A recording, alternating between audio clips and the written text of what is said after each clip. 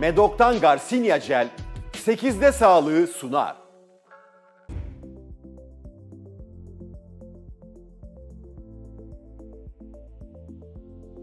Bilgisayarın tuşlarına hızlıca basıyor.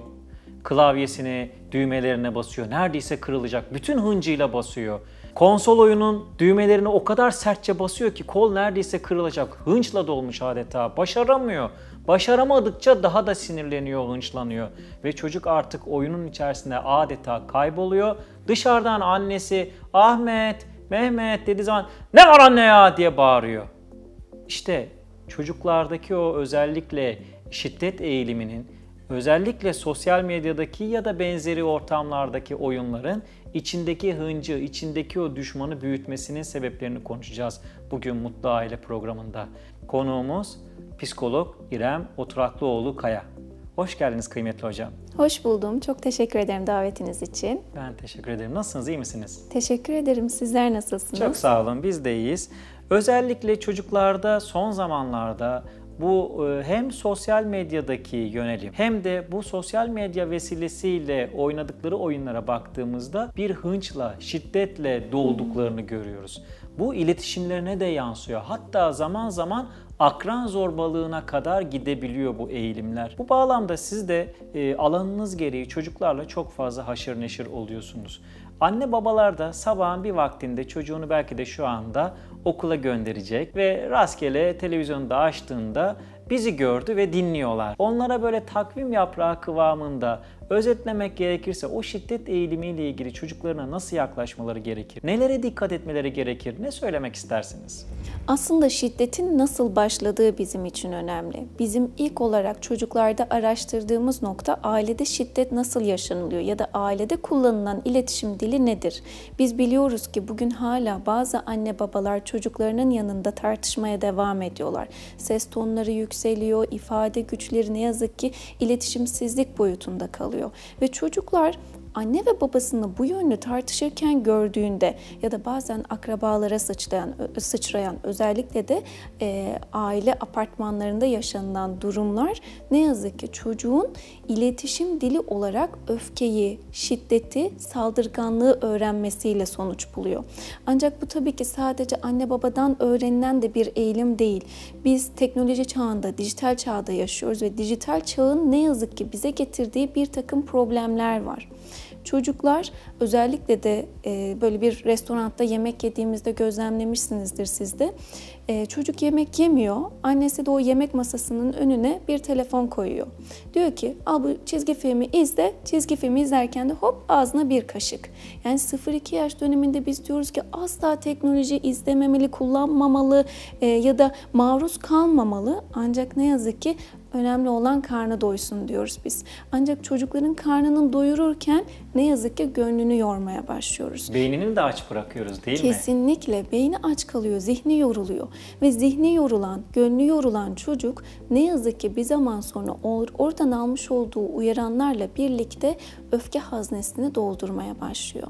Biz 0-2 yaş dönemin arasında hiçbir şekilde çocukların teknolojiye maruz kalmamasını öneriyoruz.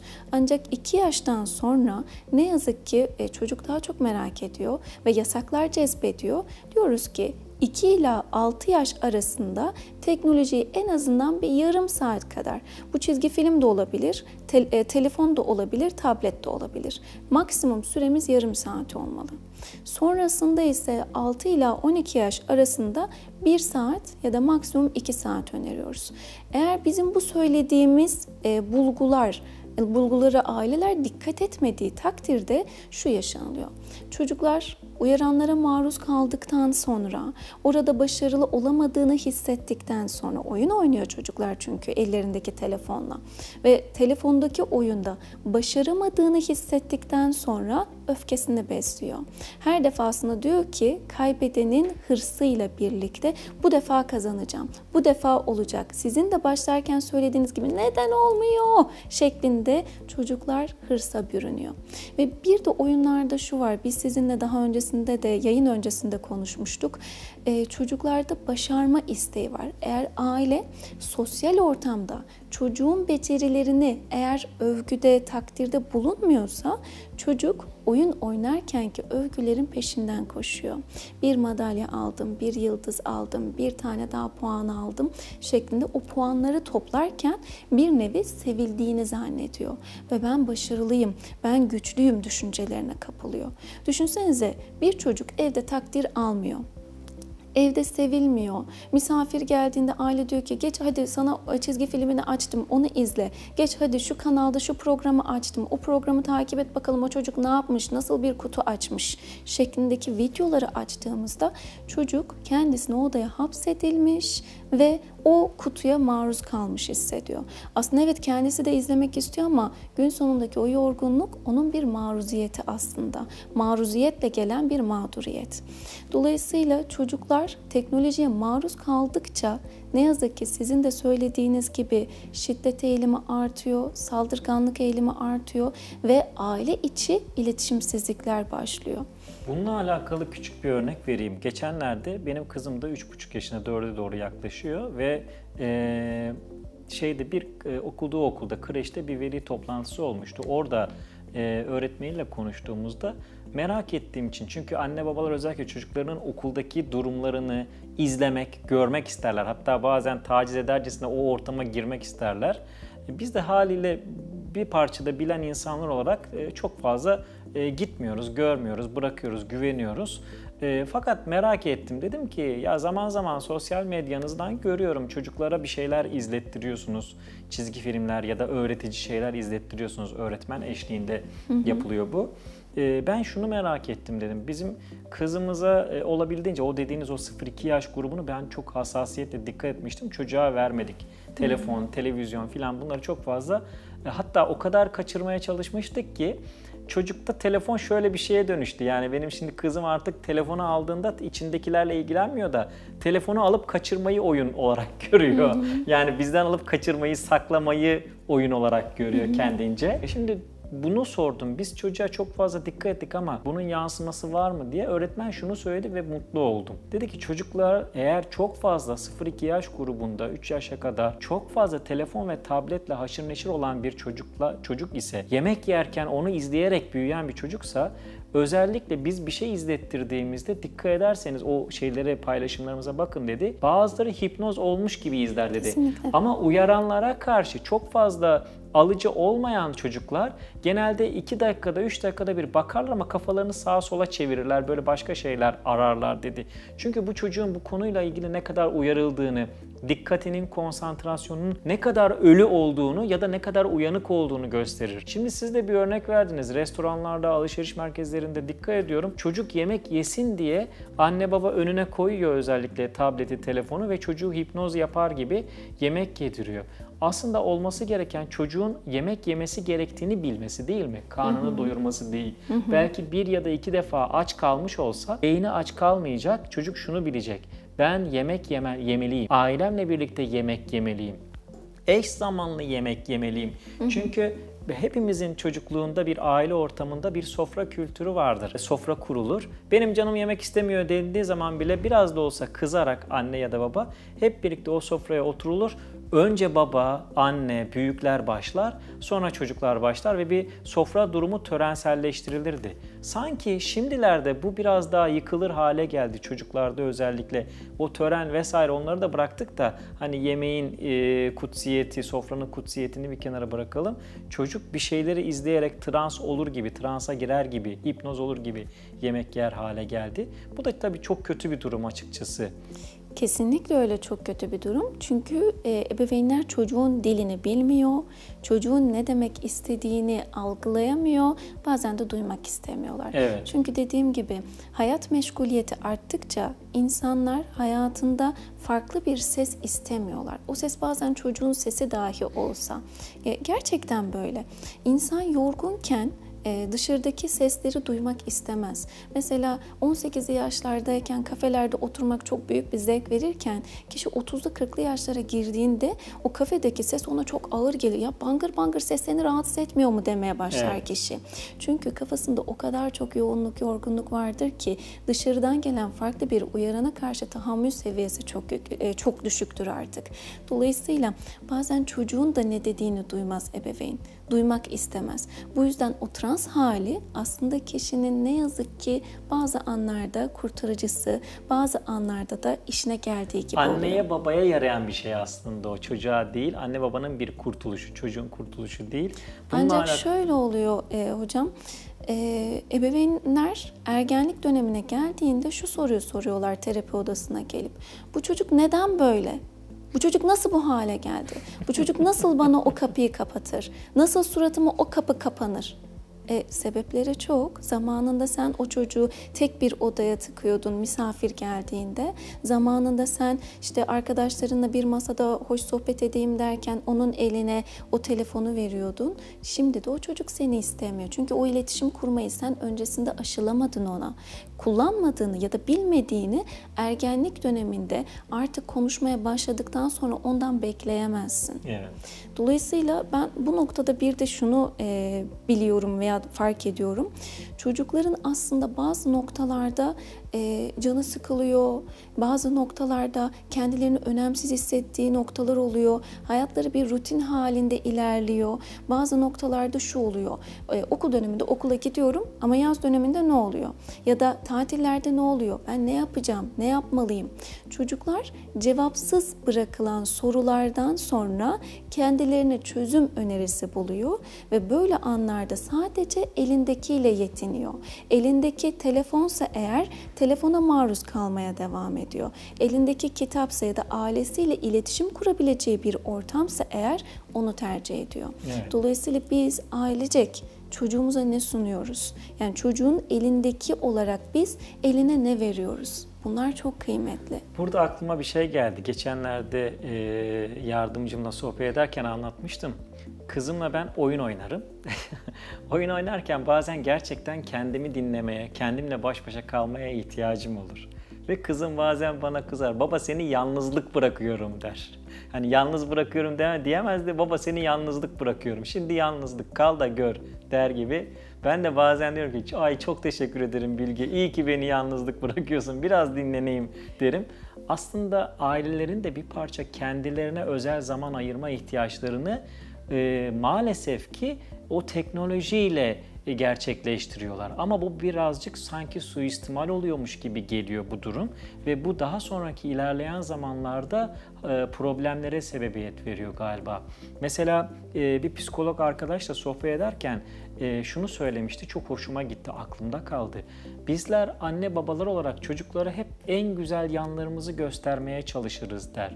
Oysa ki çocukların en kötü yanlarımızı görmeye de ihtiyacı var. Çok basit bir örnekle çocuğun anne ile babanın tartıştığını görmeye de ihtiyacı var. Çünkü çocuk anne baba belli bir seviyede öfkesini nasıl en pasif düzeyde, en naif düzeyde yansıttığını görürse, babasının çok sakin bir şekilde sinirlendiğini görürse, o çocuk da sinirlenmenin öyle olduğunu görür diyor psikolog arkadaşım. Şimdi buradan yola çıkarak biz aslında anne babalar olarak çocukların hep en mükemmel hallerini kendimizi göstermeye çalışıyoruz. Aslında kusurlarımızı da görmeye çocukların ihtiyacı var. Dediniz ya canımız sıkıldığı zaman ne yaptığımızı çocuğun bilmeye ihtiyacı var. Çünkü o can sıkıntısı sürecini verimli geçirmeye ihtiyacımız var bizim. Çok kötü geçirdiğimiz için çocuk da çok kötü geçiriyor ve oyuna birçok şeye dalabiliyor.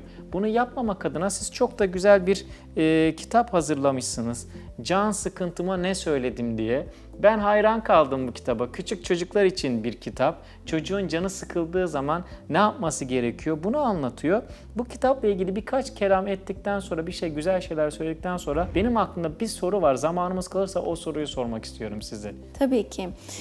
Bu kitapta sizin de az önce bahsettiğiniz gibi canı sıkılan ancak ne yapacağını bilemeyen, öfleyen, püfleyen ve ne yazık ki bazen görmediğimiz çocukluk çağı depresyonuna kadar gidebilecek gelecek olan süreci önünü almak istedik. Karakterimizin adı Simla. Simla'nın bu kitapta fazlasıyla canı sıkılıyor. Ailesi başta onu fark etmiyor. Sonrasında onu görmeye başlıyor ve ailesi de önerilerde bulunmaya çalışıyor.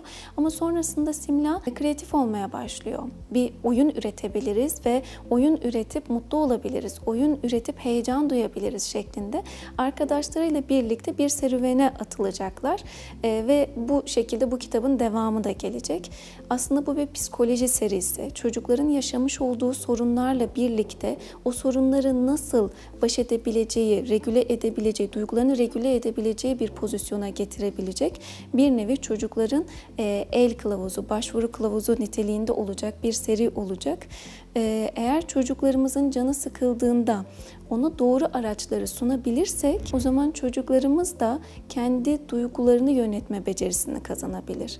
Az önce çok güzel bir şey söylediniz. Dediniz ki aslında can sıkıldığında ailenin de hani canının sıkılabildiğini, anne babanın arasında tartışmanın olduğunu anne babanın yansıtması gerekir dediniz.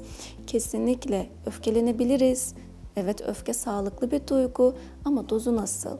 Ya da biz bunu nasıl yönetiyoruz? Veya sonrasında telafi ediyor muyuz? Anne baba bir tartışma mı yaşadı? Muhakkak diğeri diğerine, anne babaya, baba anneye özür dilemeli. Nasıl senin gönlünü alabilirim diyerek birlikte o pişmanlığını eyleme çevirmeliler.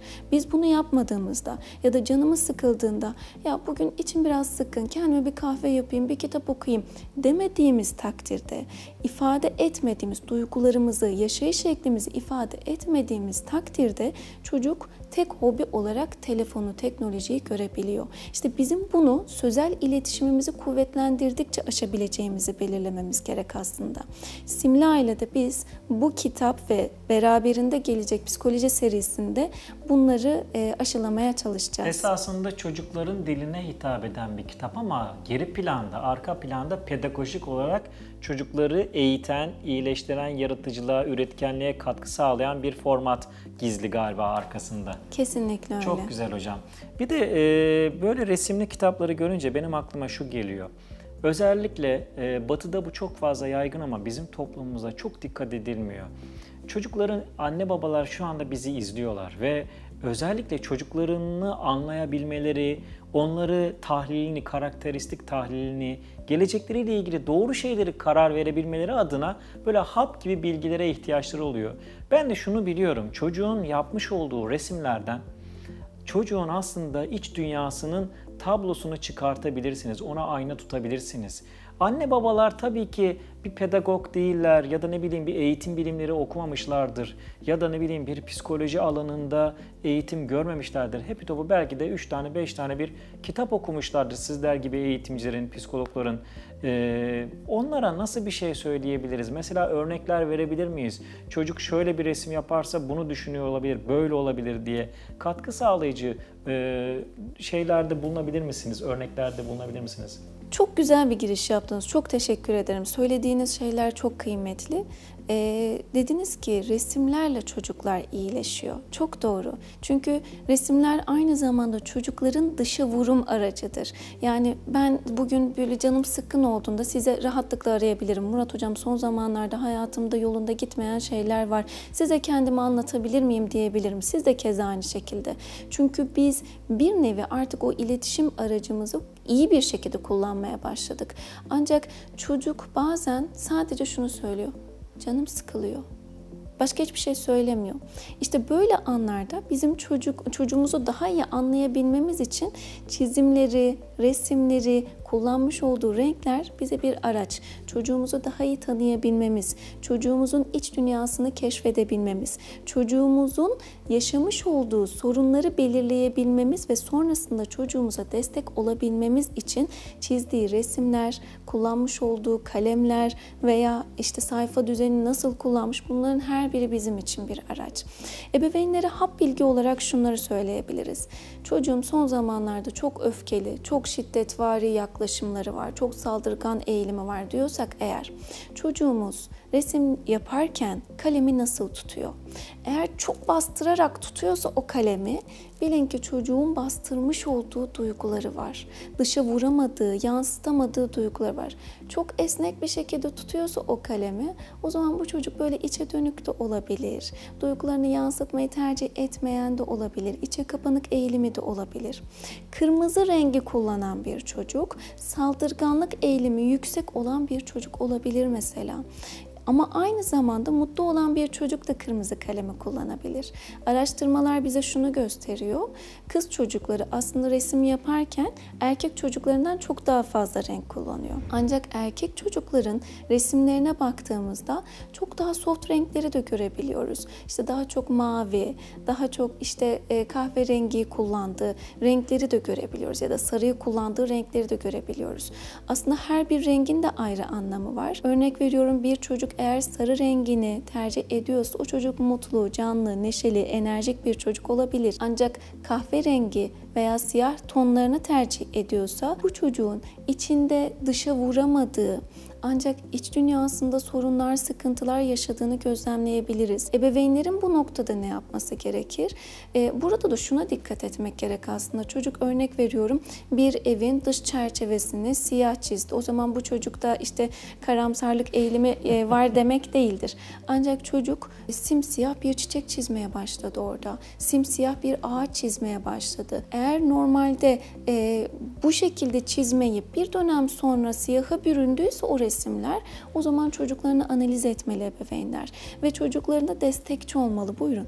Şöyle aklıma bir soru geldi. İzleyiciler de mutlaka merak ederler. Şimdi çocuk mesela daha önceden renkli yaptığı bir çiçeği siyah yapmaya başladıysa ya da daha önceden bastırarak yazdığı yazıyı hafiften böyle isteksizce yazdıysa, o zaman bir psikoloji değişimi olduğunun habercisidir bu, değil mi? Ya da şöyle örnek vereyim, tersten anlatayım. Çocuğun başka o an için oyalansın diye eline verilmiş bir kalem ve bir kağıt var ve başka seçeneği yok. Bütün yapabileceği her şeyi siyah yapmak zorundadır. Çiçeği, ağacı, evi, güneşi, hayvanları, kendisini.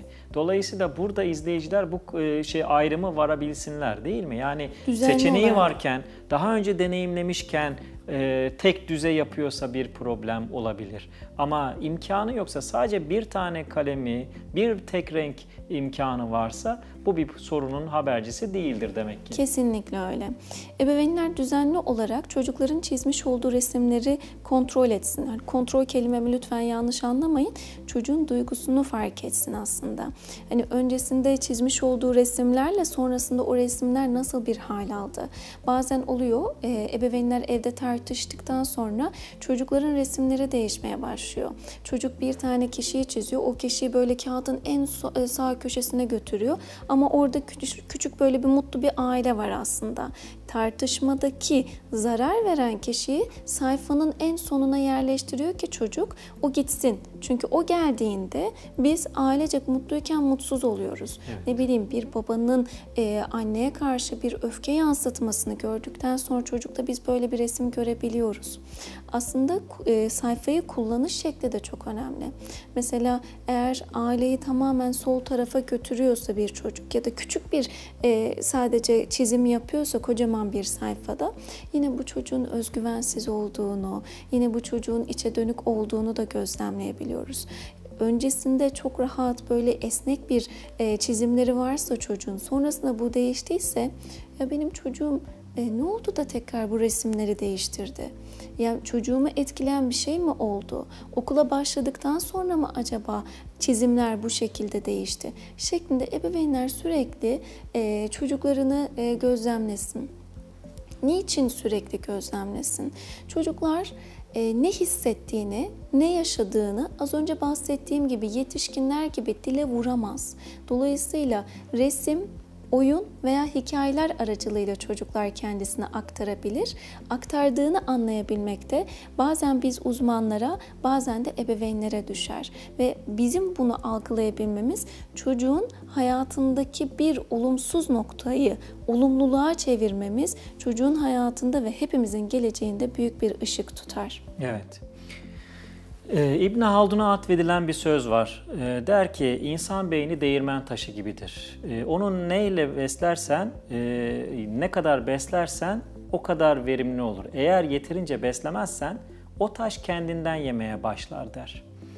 Şimdi o kadar güzel konulardan bahsettiniz ki hocam, bana kalırsa insan beyninin o İbn Haldun'a atfedilen süremiz de bitti. O yüzden konuyu toparlamaya çalışıyorum. İbn Haldun'a atfedilen o sözde de insan beyni aslında o bizim şu anda nelerden beslendiğimize bakarak ne yaptığımızı çıkarımlayabiliriz. Mesela bugün biz sadece sosyal medyada dolaşıyorsak, sadece işte videoları izliyorsak, içerik tüketiyorsak daha doğrusu bir süre sonra hayatımızda problemler yaşamaya başlarız. Bunun yansıması bu olur. Ama biz o değirmen taşını yani beynimizi yeterince beslersek, istediğimiz, ihtiyacımız olan bilgiler doğrultusunda işte gerekli faydalı ürünleri izlersek, içerikleri izlersek, faydalı olan kitapları okursak, yazıları okursak ve faydalı olan insanlarla hayatımıza daha fazla doldurursak, yer verirsek, dolayısıyla beynimiz de beslenmiş olur. Beynimizin beslenmiş hali de sorunlarımıza daha fazla, daha kolay çözümler bulabilmemizi sağlar.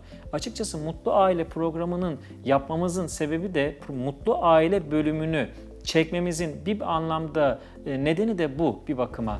Ailelerimizi, anne babalarımızı, en kıymetli olan varlıklarımızı bir parça da olsa katkı sağlayacak bilgiler aktarabilmek. Bu bağlamda ben size çok teşekkür ediyorum. Ayağınıza, yüreğinize sağlık.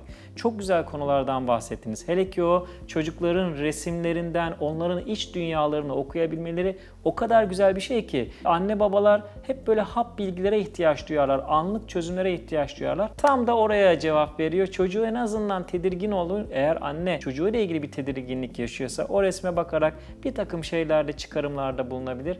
Ayağınıza, yüreğinize sağlık. Çok sağ olun. İyi ki geldiniz. Çok teşekkür ediyorum. Asıl ben böyle bir programı düşündüğünüz için, sunduğunuz için, asıl siz de o güzel bilgilerinizi aktardığınız için, Eyvallah. beni de davet ettiğiniz için, Eyvallah. aynı şekilde Simla'yı da davet ettiğiniz için ben size çok teşekkür ederim. Rica ederim. Emeğiniz bol olsun. Çok sağ olun. İzleyiciniz de aynı şekilde bol olsun. Buradan izleyicilerimize de teşekkür etmiş olalım. Çok sağ olun. Sağ olun. Teşekkürler. Kıymetli dostlar, Mutlu Aile bölümüyle yine bir programda İrem Oturaklıoğlu Kaya psikoloğumuzla birlikteydik. İnşallah farklı bir programda tekrar bir araya gelmek dileğiyle. Hoşça kalın. Medok'tan Garcinia Jel 8'de sağlığı sundu.